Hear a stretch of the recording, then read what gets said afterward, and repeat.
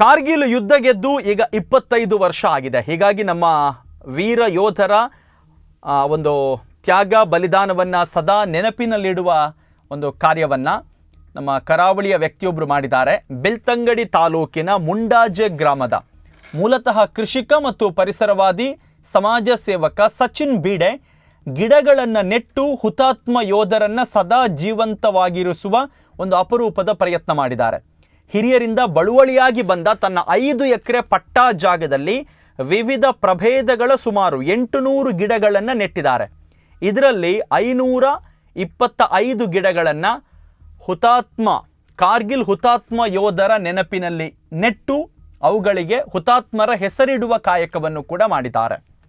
ಮನಸ್ಸು ಮಾಡಿದರೆ ಬೀಡೆ ಅವರಿಗೆ ಒಂದು 5 ಎಕರೆಯಲ್ಲಿ ಏನೋ ರಬ್ಬರ್ ತೋಟ ಮಾಡ್ಬೋದಿತ್ತು ಅಥವಾ ಅಡಿಕೆ ತೆಂಗು ಕೃಷಿ ಮಾಡ್ಬೋದಿತ್ತು. ಆದರೆ ಆ 5 ಎಕರೆಯನ್ನು ನಮಗೋಸ್ಕರ ತ್ಯಾಗ ಮಾಡಿದ ಏನು ಹುತಾತ್ಮ ಯೋಧರಿದ್ದಾರೆ ಅವರಿಗೋಸ್ಕರ ಮೀಸಲಿರಿಸಿದ್ದಾರೆ.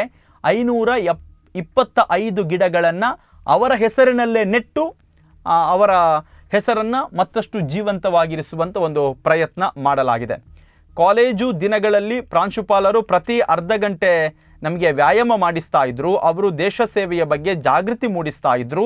ಯುದ್ಧದ ಸಂದರ್ಭ ನನ್ನ ತಂದೆಯವರು ಮನಿ ಆರ್ಡರ್ ಮಾಡಲು ಹೇಳಿದರು. ಆ ದಿನಗಳಿಂದಲೇ ನನ್ನಲ್ಲಿ ದೇಶ ಸೇವೆಯ ಬಗ್ಗೆ ಆಸಕ್ತಿ ಮೂಡಿತು. ಒಂದೆರಡು ಬಾರಿ ಯೋಧನಾಗುವ ಪ್ರಯತ್ನದಲ್ಲಿ ಪರೀಕ್ಷೆ ಬರೆದೆ, ಆದರೆ ಅದು ಯಶಸ್ಸು ಕಾಣಲಿಲ್ಲ.